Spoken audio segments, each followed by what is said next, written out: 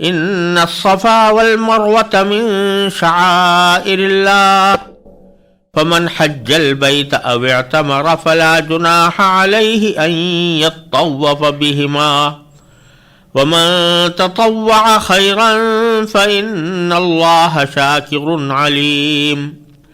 ان الذين يكتمون ما انزلنا من البينات والهدى من بعد ما بيناه للناس في الكتاب اولئك يلعنهم الله ويلعنهم اللاعنون الا الذين تابوا واصلحوا وبينوا فاولئك اتوب عليهم وأنا التواب الرحيم ان الذين كفروا وماتوا وهم كفار أولئك عليهم لعنة الله والملائكة والناس أجمعين خالدين فيها لا يخفف عنهم العذاب ولا هم ينظرون۔ ان آیات کا ترجمہ یہ ہے، بے شک صفا اور مروہ اللہ کی نشانیوں میں سے ہیں، لہذا جو شخص بھی بیت اللہ کا حج کرے یا عمرہ کرے تو اس کے لیے اس بات میں کوئی گناہ نہیں ہے کہ وہ ان کے درمیان چکر لگائے، اور جب شخص خوشی سے کوئی بھلائی کا کام کرے تو اللہ یقیناً قدردان اور جاننے والا ہے۔ بے شک وہ لوگ جو ہماری نازل کی ہوئی روشن دلیلوں اور ہدایت کو چھپاتے ہیں، باوجود کہ ہم نے انہیں کتاب میں کھول کھول کر لوگوں کے لیے بیان کر دیا ہے، تو ایسے لوگوں پر اللہ بھی لعنت بھیجتا ہے اور دوسرے لعنت کرنے والے بھی لعنت بھیجتے ہیں۔ ہاں، وہ لوگ جنہوں نے توبہ کر لی ہو اور اپنی اصلاح کر لی ہو اور چھپائی ہوئی باتوں کو کھول کھول کر بیان کر دیا ہو، تو میں ایسے لوگوں کی توبہ قبول کر لیتا ہوں، اور میں توبہ قبول کرنے کا خوگر ہوں، بڑا رحمت والا۔ بے شک وہ لوگ جنہوں نے کفر اختیار کیا اور کافر ہونے کی حالت ہی میں مرے، ان پر اللہ کی اور فرشتوں کی اور سارے انسانوں کی لعنت ہے۔ وہ ہمیشہ اسی پھٹکار میں رہیں گے، نہ ان پر سے عذاب کو ہلکا کیا جائے گا اور نہ ان کو مہلت دی جائے گی۔ ان آیات کریمہ میں جو آیت پہلے پڑھی گئی، اس میں صفا اور مروہ کے درمیان حج اور عمرے میں جو سعی کی جاتی ہے اس کا ذکر فرمایا گیا ہے۔ اس کا تعلق پچھلی آیات سے دو طرح ہے۔ ایک تو یہ بات کہ پیچھے حضرت ابراہیم علیہ السلام کا ذکر آیا تھا، اور یہ بتایا گیا تھا کہ نبی کریم سرورت عالم صلی اللہ علیہ وسلم حضرت ابراہیم خلیل اللہ علیہ السلام کے سچے دین کے اوپر اللہ تعالیٰ کی طرف سے مبعوث ہوئے ہیں، اور ان کا دین وہی ہے جو حضرت ابراہیم علیہ السلام کا دین تھا، اور ان کا جو قبلہ انہوں نے تعمیر کیا تھا اسی قبلے کی طرف مسلمانوں کو رخ کرنے کا حکم دیا گیا ہے۔ تو انہی کے شعائر میں سے، یعنی انہی کے طریقے عبادت میں سے ایک یہ بھی تھا کہ صفا اور مروہ کے درمیان سعی کو حج کا ایک لازمی حصہ قرار دیا گیا تھا۔ صفا اور مروہ کے درمیان سعی کو چونکہ لازمی حصہ قرار دیا گیا تھا، اس واسطے حضرت ابراہیم علیہ السلام کے دین کے تذکرے کے درمیان صفا اور مروہ کی سعی کا بھی ذکر فرمایا گیا ہے۔ اور خاص طور پر اس آیت سے پہلے جو آیتیں آئی ہیں اور جن کی تشریح ہم نے پہلے کی ہے، وہ مسلمانوں کو یہ حکم دے رہی ہیں کہ وہ آنے والی مصیبتوں پر بے صبری کا مظاہرہ کرنے کے بجائے صبر کریں، اور یہ بتایا گیا ہے کہ صبر کرنے والوں کے ساتھ اللہ تعالیٰ کی نصرت ہوتی ہے اور ان کے اوپر اللہ تعالیٰ کی رحمتیں نازل ہوتی ہیں، یعنی اگرچہ اس وقت جب کوئی سختی آتی ہے تو اس کے اوپر صبر کرنا بھاری ہوتا ہے، مشکل ہوتا ہے، لیکن انجام بہتر ہوتا ہے۔ تو اسی قسم کی ایک سختی حضرت ہاجرہ علیہ السلام کے اوپر آئی تھی، جو حضرت ابراہیم علیہ السلام کی اہلیہ محترمہ تھیں، اور وہ اپنے دودھ پیتے بچے حضرت اسماعیل علیہ السلام کو لے کر حضرت ابراہیم علیہ السلام کے ساتھ بیت اللہ کے قریب ایک لق و دق اور بے آب و گیاہ صحرا میں مقیم ہو گئی تھیں۔ اور یہ عجیب معاملہ تھا کہ اللہ تبارک و تعالیٰ نے ان کو یہاں لا کر پہنچایا، اور حضرت ابراہیم علیہ السلام کو یہ حکم ہوا کہ ان کو یہیں تنہا چھوڑ کر چلے جائیں۔ چنانچہ حضرت ابراہیم علیہ السلام ان کو تنہا یہاں پر چھوڑ کر واپس چلے گئے شام کی طرف، اور اس صحرا میں، اس سنگلاخ وادی میں تنہا رہ گئیں۔ صرف ایک دودھ پیتا بچہ ہے اور ایک ماں ہے جس کے پاس کوئی ذرائع اس بات کے نہیں ہیں کہ وہ اپنے لیے اور اپنے بچے کے لیے کوئی کھانے پینے کا سامان کر سکے۔ تو یہ حالت بڑی سختی کی حالت تھی، اور اسی سختی کی حالت میں ان کے ساتھ یہ معاملہ پیش آیا کہ جو کچھ کھانا ساتھ لائی تھیں، یا پانی کا جو مشکیزہ تھا جس میں پانی رکھا ہوا تھا، وہ ختم ہو گیا۔ اب نہ کچھ کھانے کو اپنے پاس تھا، نہ پانی پینے کے لیے موجود تھا، اور ایک دودھ پیتا بچہ بھوک اور پیاس کے عالم میں تڑپ رہا تھا۔ اس وقت حضرت ہاجرہ رضی اللہ تعالی عنہا نے صفا اور مروہ کے پہاڑیوں کے درمیان دوڑ لگائی۔ صفا سے بار بار وہ مروہ کی طرف جاتیں، وہاں مروہ کی پہاڑی کے اوپر چڑھ کر دیکھتیں کہ آیا کوئی آس پاس کوئی کھانے پینے کی چیز یا کوئی چشمہ یا کوئی کنواں موجود ہے یا نہیں ہے۔ اس طرح حضرت ہاجرہ نے 7 مرتبہ صفا اور مروہ کی پہاڑیوں کے درمیان چکر لگائے، اور ظاہر ہے کہ اس صورتحال میں اس سختی کو برداشت کر رہی تھیں، تو یہ صبر کا اعلیٰ ترین مقام تھا۔ اس کا نتیجہ اللہ تبارک و تعالیٰ نے یہ ظاہر فرمایا کہ حضرت ہاجرہ کے پاس حضرت جبریل امین علیہ السلام فرشتے آئے، اور انہوں نے زمین کے اوپر اپنا پر مارا، اور جس جگہ حضرت اسماعیل علیہ السلام دودھ پیتے بچے کی صورت میں لیٹے ہوئے تھے، وہیں پر ایک چشمہ جاری ہو گیا جسے آج ہم زمزم کہتے ہیں۔ تو اللہ تعالیٰ اس واقعے کی طرف اشارہ فرما رہے ہیں کہ دیکھو، تم سے جو یہ کہا گیا ہے کہ صبر سے کام لو، اور صبر کرنے والوں کے ساتھ اللہ تعالیٰ ہوتا ہے، اور ان کے اوپر اللہ تعالیٰ کی رحمتیں نازل ہوتی ہیں، وہی لوگ ہدایت یافتہ ہوتے ہیں۔ اس کا بہترین نمونہ حضرت ہاجرہ نے پیش کیا، اور اس کا انجام آپ نے دیکھا کہ اللہ تبارک و تعالیٰ کی طرف سے دنیا کے اندر بھی ان کی مدد ہوئی،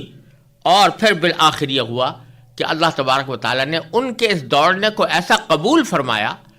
کہ قیامت تک آنے والے انسانوں کے لیے جو حج کرنے اور عمرہ کرنے کے لیے جائیں، یہ لازم کر دیا کہ وہ صفا مروہ کے درمیان چکر لگائیں، جس کو سعی کہا جاتا ہے۔ یہ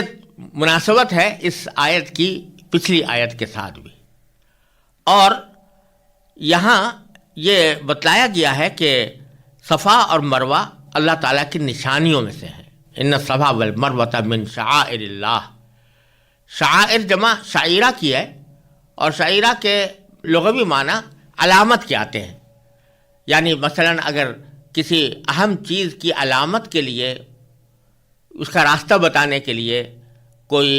بورڈ لگا دیا جائے، کوئی ستون نصب کر دیا جائے، تو اس کو عربی میں شعیرہ کہتے ہیں۔ تو یہ اللہ کے شعائر میں سے ہیں، اللہ کی نشانیوں میں سے ہیں، یعنی اللہ تبارک و تعالیٰ کی عبادت کی نشانیوں میں سے ہیں، کہ اللہ تعالیٰ نے اس کو اپنی عبادت کی ایک نشانی قرار دے دیا ہے۔ صفا عربی زبان میں کسی بھی چٹان کو کہہ سکتے ہیں، لیکن مکہ مکرمہ کی ایک خاص پہاڑی کا نام صفا ہے، اور مروہ عربی زبان میں چکنے پتھر کو کہتے ہیں، لیکن مروہ کے نام سے ایک صفا کے بالمقابل دوسری پہاڑی ہے، اور ان کو کہا گیا کہ یہ اللہ تعالیٰ کے شعائر میں سے ہیں۔ ان کی خاص طور پر ان کا ذکر اس لیے فرمایا گیا کہ جس طرح حضرت ابراہیم علیہ السلام کے دین کو کفار مکہ نے بلکہ کفار عرب نے بگاڑ کر کچھ سے کچھ بنا دیا تھا، اسی طرح صفا اور مروہ کی اللہ تعالیٰ کی نشانیوں کو بھی انہوں نے اپنے بت پرستی کے نظر کر دیا تھا کہ صفا کے اوپر اور مروہ کے اوپر انہوں نے بت رکھ دیے تھے، اور بہت سے لوگ جب سعی کرتے تھے تو ان کے ذہن میں یہ ہوتا تھا کہ ہم ان بتوں کی عبادت کر رہے ہیں۔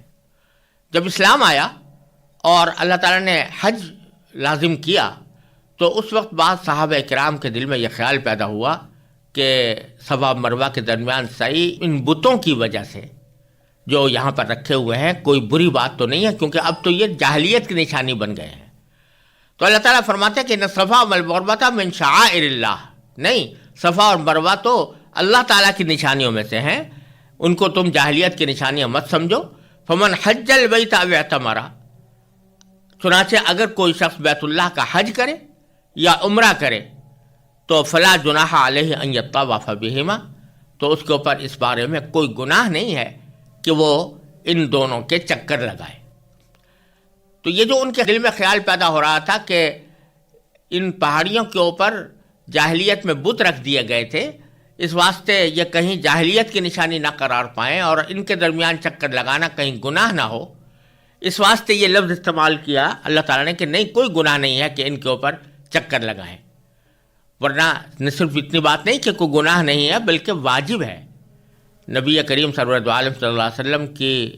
تعلیمات سے یہ بات واضح ہے، حج کے ارکان میں بھی اور حج کے جو افعال ہیں ان میں بھی اور عمرے کے افعال میں بھی صحیح واجب ہے، یہ ضروری کرنی ہے۔ اگر کوئی شخص صحیح نہ کرے، حج میں نہ کرے، تو اس کے اوپر دم واجب ہوتا ہے۔ اور عمرے کا بھی ایک اہم رکن ہے سعی، اس کے بغیر عمرہ ادا نہیں ہوتا۔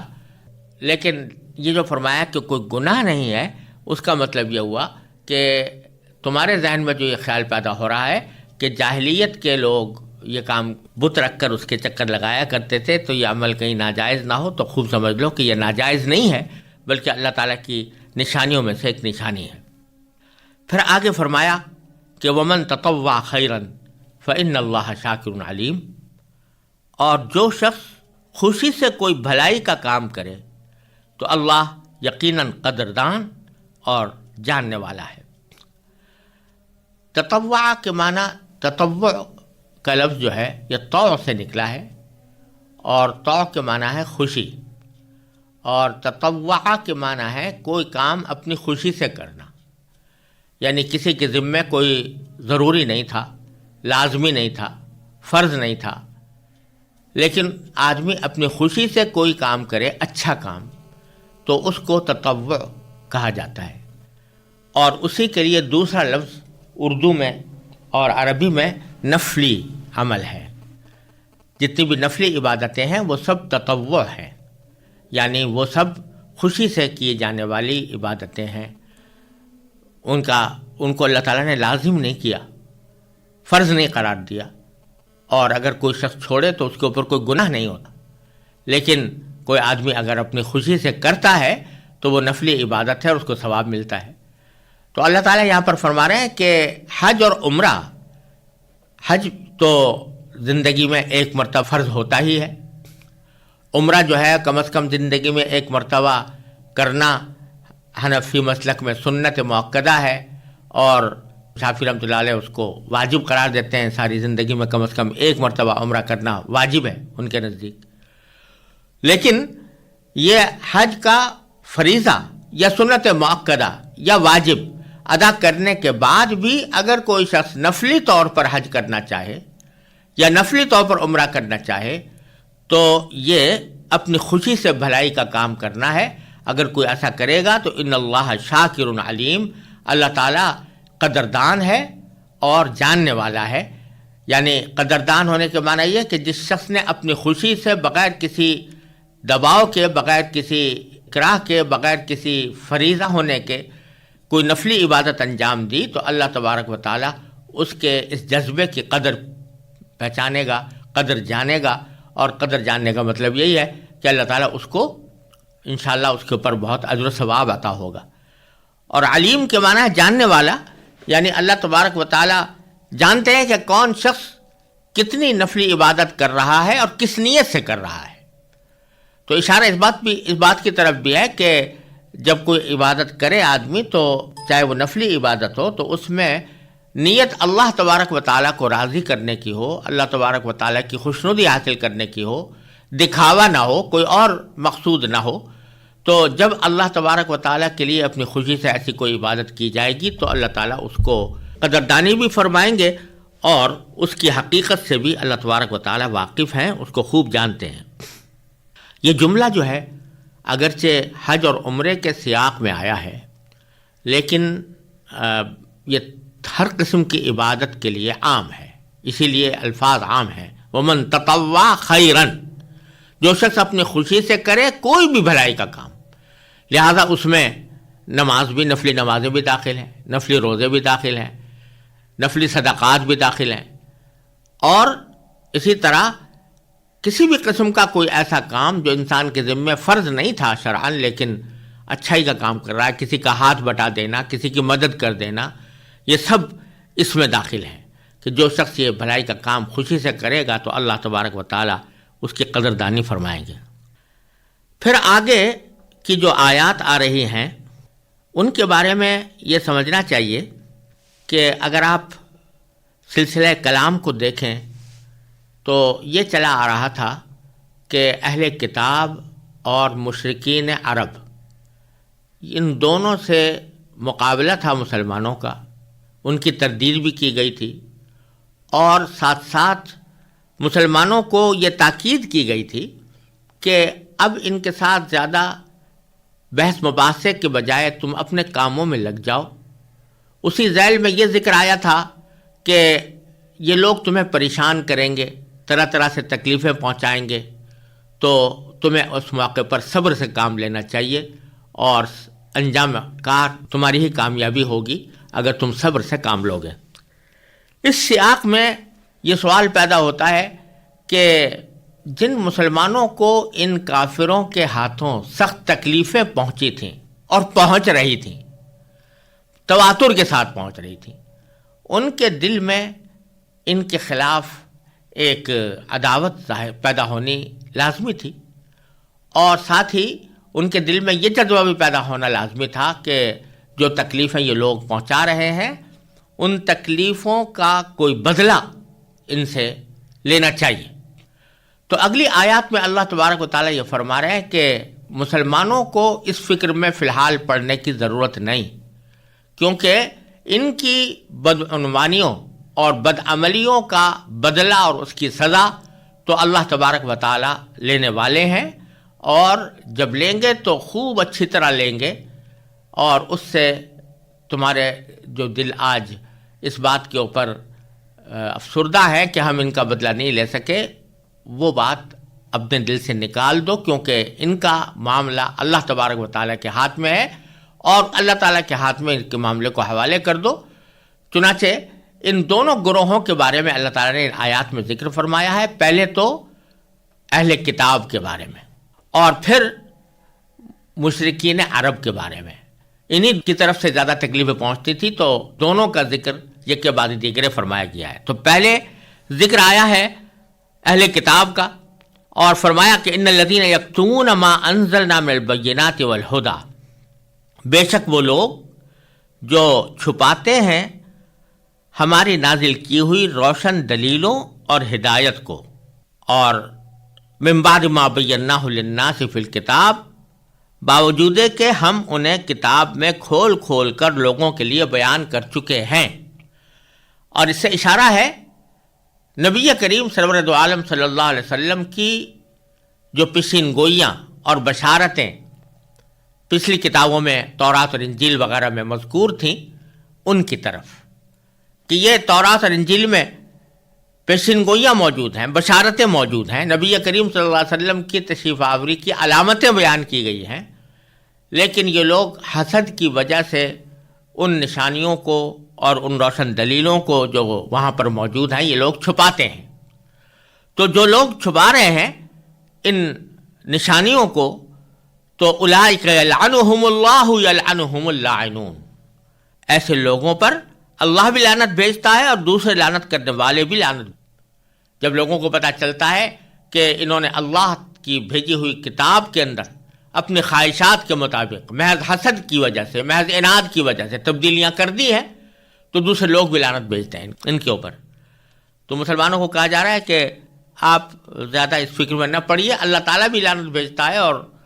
لعنت کرنے والے بھی لعنت بھیجتے ہیں۔ یہاں جو میں نے عرض کیا کہ یہ یہودی اور نصرانی حضرات کی جو ہدایت کو چھپانے کی بات آئی تھی، اس سے مراد نبی کریم سرورت عالم صلی اللہ علیہ وسلم کی تشریف آوری کی بشارتیں ہیں۔ یہ اس کا واضح مفہوم اپنی جگہ پر ہے، لیکن بعض ہمارے علماء عصر نے ایک اور تحقیق بھی کی ہے، اور وہ یہ کہ ان کی تحقیق کے مطابق تورات کے اندر مروہ کا بھی ذکر ہے، اور مروہ کو تورات کے مطابق بنی اسرائیل کے لیے قبلہ بنایا گیا تھا،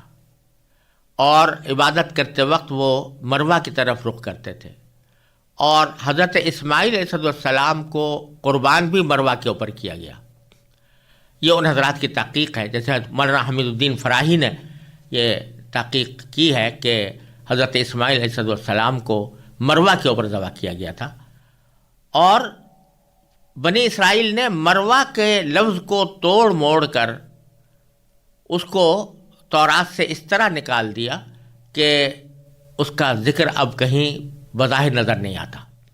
تو ان کا کہنا یہ ہے کہ یہاں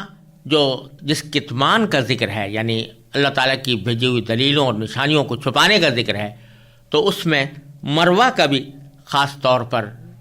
مروہ کی طرف بھی اشارہ ہو سکتا ہے۔ بہرحال یہ ایک ممکنہ احتمال موجود ہے کہ اس میں مروہ کی نشانی کی طرف بھی اشارہ ہو، جس کا ابھی بھی ذکر گزرا تھا۔ پھر آگے فرمایا کہ ان اہل کتاب میں سب لوگ ایک جیسے نہیں ہیں، بلکہ کچھ لوگ ایسے ہیں کہ جو تورات کے احکام پر ٹھیک ٹھیک عمل کرتے ہیں، اور اس میں جو نشانیاں نبی کریم صلی اللہ علیہ وسلم کی مذکور ہیں ان کو حضور میں پا کر حضور اقدس صلی اللہ علیہ وسلم پر ایمان لاتے ہیں۔ اس لیے آگے استثناء فرمایا الا الذین تابوا، ہاں وہ لوگ جنہوں نے توبہ کر لی ہو، واصلحوا اور اپنی اصلاح کر لی ہو، وبینوا اور کھول کھول کر بیان کر دیا ہو، یعنی جو باتیں چھپائی ہوئی تھیں ان کو کھول کھول کر بیان کر دیا ہو، تو کیا ہوگا؟ فاولئک اتوب علیہم، تو ایسے لوگوں کی توبہ میں قبول کر لیتا ہوں، وانا التواب الرحیم، اور میں بہت توبہ قبول کرنے والا، بڑا رحمت والا ہوں۔ یہ ذکر تھا اہل کتاب کا۔ آگے مشرکین کا ذکر ہے، جو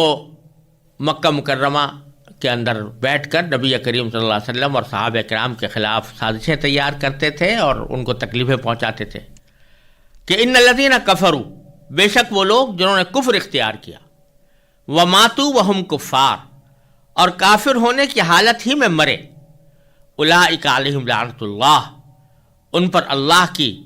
والملائکتی اور فرشتوں کی، والناس اجمعین اور سارے انسانوں کی لعنت ہے۔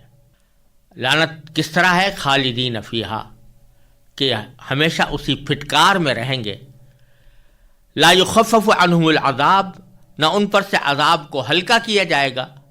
ولا ہم ینظرون، اور نہ ان کو مہلت دی جائے گی۔ تو حاصل اس کا یہی ہے کہ مسلمانوں سے کہا جا رہا ہے کہ آپ لوگ